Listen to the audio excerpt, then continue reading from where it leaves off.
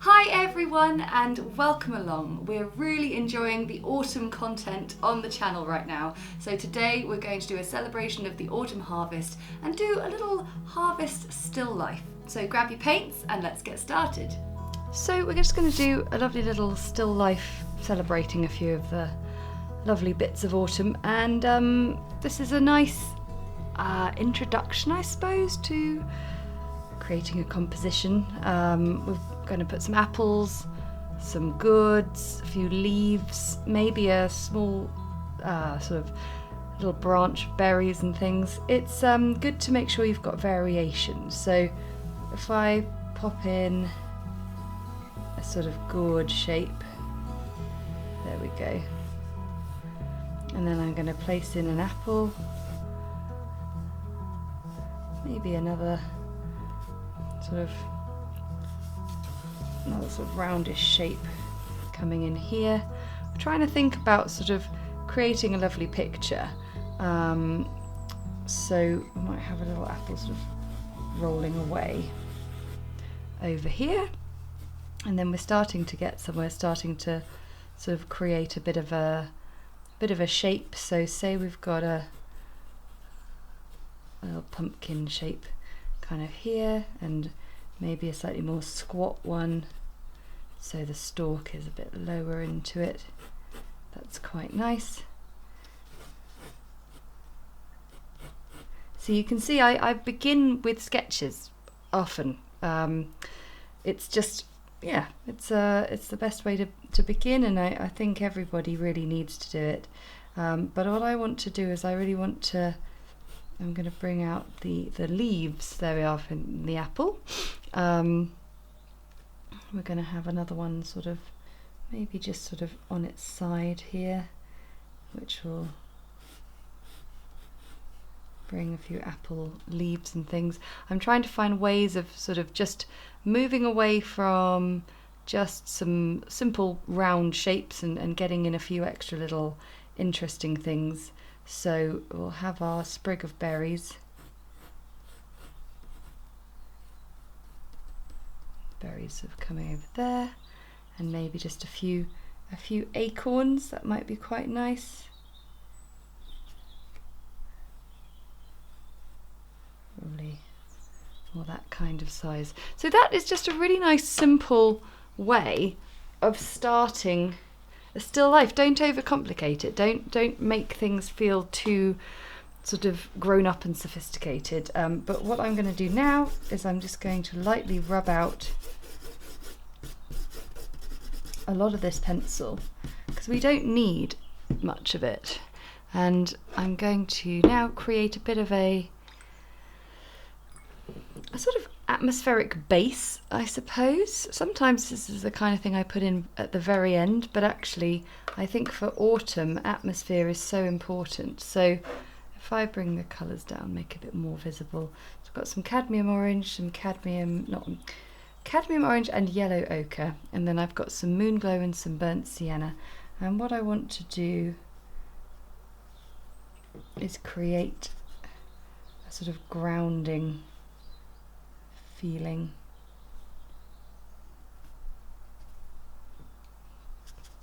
If you do these base washes in a really nice dilute manner, it means you can paint over the top of them quite easily. And I just think it's quite a lovely way to build some atmosphere for your piece.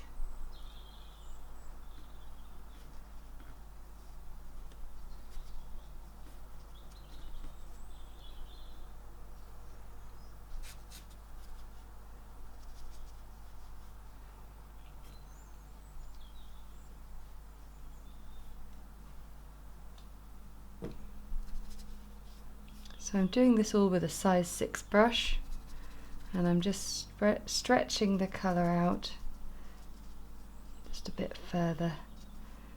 There we go. And then I will just make sure that all the things I'm placing on there have got a little bit of just shadow beneath them, just because that's also the point of having a sort of grounding wash like that. I'm going to let that dry, and in the meantime we can mix up some colours. I've got some cadmium red here, be nice for some apples. I think buff titanium is going to be very useful. I've just put some red in there, but it doesn't matter. It's quite a nice pink colour actually. Buff titanium's a great creamy sort of butterscotch colour. Of course we'll need some greens, some sap green and some green gold, and we'll definitely need alizarin crimson for some berries. For the gourds, like pumpkin shapes, you can sort of go for whatever you like really, but I mean I'm going for, I think, a pink and green palette here, colour palette. So I'm going to keep my gourds probably fairly pale, not sort of bright orange pumpkins. But that's another thing to think about with a still life is the colour palette you're going to choose. And what I like to do is I like to think about the colour wheel, where you have complementary colours on opposite sides of the wheel. Pink and green find themselves roughly either side of the colour wheel, and that means in a watercolour setting quite often they make for brilliant partners. So anyway, I'm going to begin with this apple. So I've got some buff titanium to begin with, and I'm just painting it around in a fairly dilute manner, size 4 brush, and I'm leaving a little bit of unpainted shine in there. I'm going to now start to build up the colour with some cadmium red, and I'm bringing the colour down around the edges.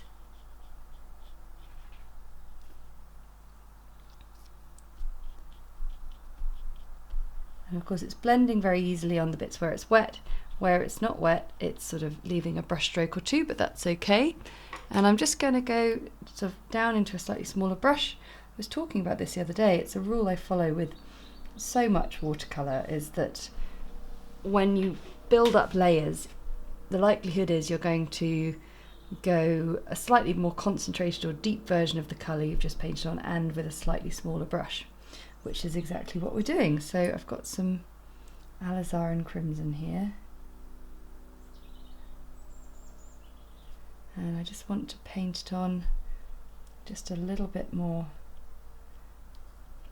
boldly. I'd actually quite like to get some marks on this apple. I don't want it all to blend in perfectly.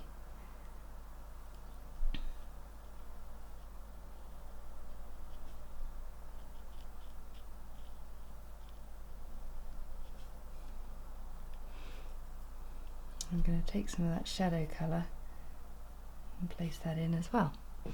So that's quite a nice base layer for that apple.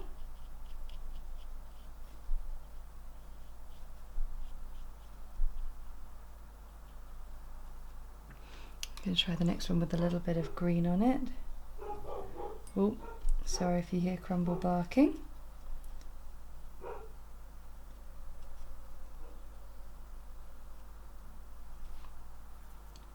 So again, I'll just get a bit of the buff titanium in there as well.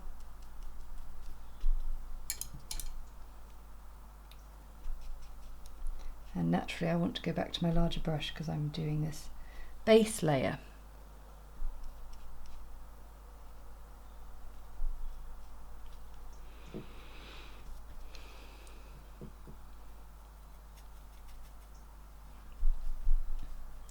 So now I'm going to paint this gourd with just a very dilute amount of yellow ochre and cadmium orange.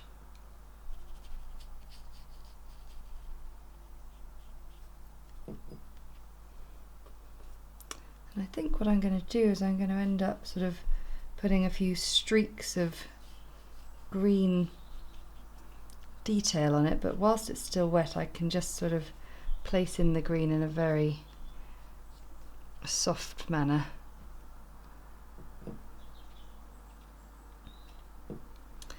And then I think we will go just a little bit bolder for this gourd here.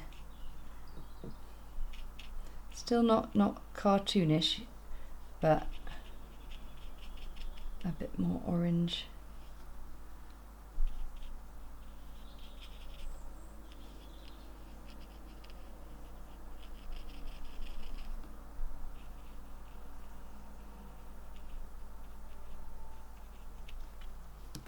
And then having got these shapes, I'm just simply going to take a slightly smaller brush and a slightly stronger or deeper, darker colour and start to build up the shape and the layers, whether it's fully dried or not.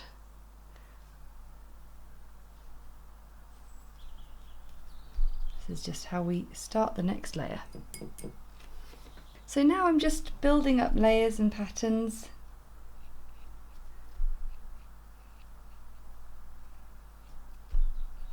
Just stronger colours, and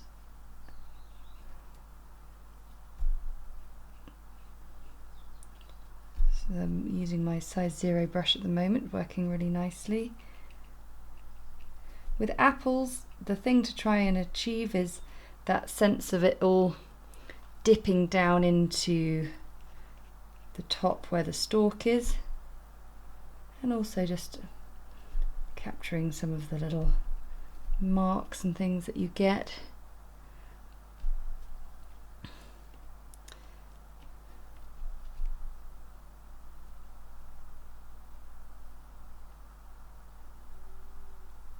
I find doing a sort of little rim around the top works quite nicely to help dip down in, and of course when we paint in the stalk itself, that'll also help.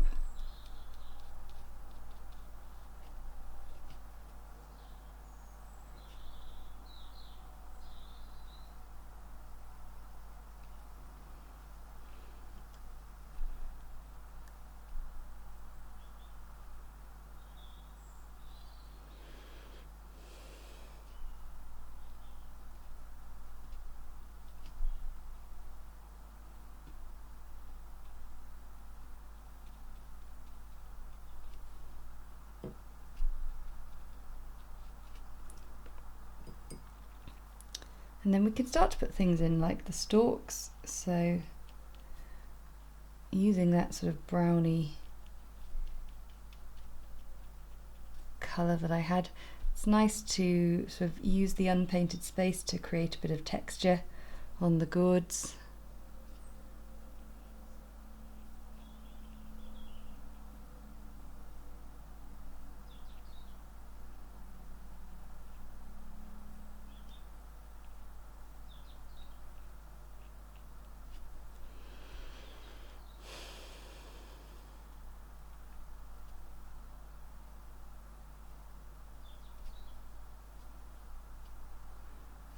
And then of course we've got our little acorns down here as well, can't forget about those.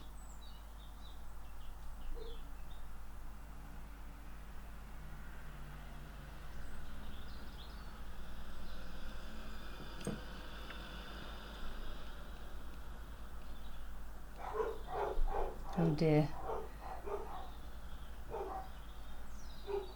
I think someone's just turned up at the front door. I'm now using the rigger brush to just place in some of the sort of more spindly branches that I can now place some berries on. And I think it's quite nice if you can to paint those little circles with a tiny little unpainted shine on them.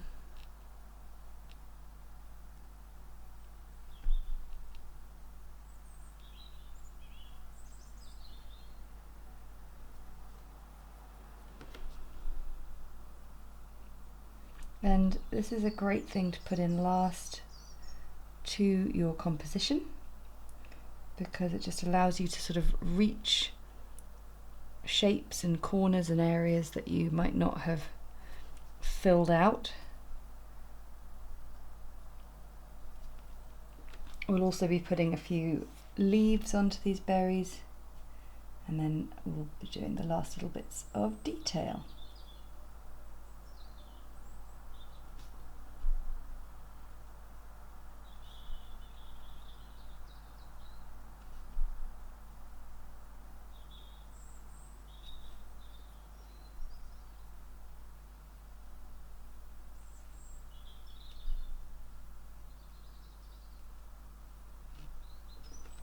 So we're in the final stage of this little piece, and we're just looking for little bits of detail or things we haven't sort of finished off quite yet. Little acorn, last little bits of that. Maybe a few little extra marks, sort of. I think there's so much variation with what you could do. So I don't want to show you just like do it like this and do it exactly as I do, because I think the best thing you could do is, if you actually have some of this autumn produce around, would be to set up your own little scene and just have a go at painting what you see, because the best way is always painting from sight. Like, I can't stress that enough. Nice bit of deep red on that apple. Need a bit of leaf detail on these leaves,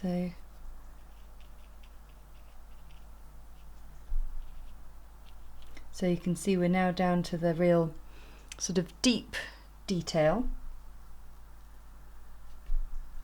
ending with some solid colour on these leaves.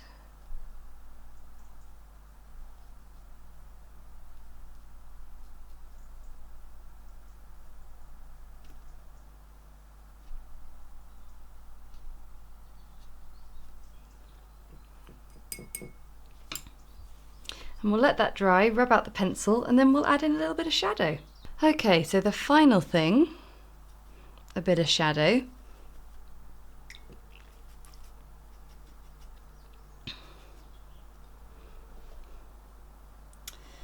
And, well, you just have to go for it. Don't be scared, I think. You can sort of decide where your light source is coming from, and then just have a go. But you will always, without fail, find that your piece just has more depth, more sort of excitement to it, I think.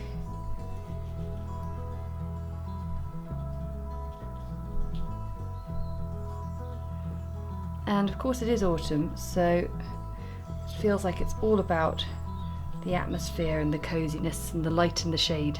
So there you go, as a nice little introduction to a still life. A few gourds and apples and a few leaves and berries just to set the tone. Thanks so much for watching. I really hope you enjoyed that one. I want to say a huge thank you to our patrons for their support, because that support enables us to keep creating videos like these that everyone can enjoy. And if you enjoyed it, then hit the like button and comment below to let me know how you got on with that one. And of course, if you never want to miss another video, then hit the subscribe button and the notification bell, and we'll see you again next time. Bye!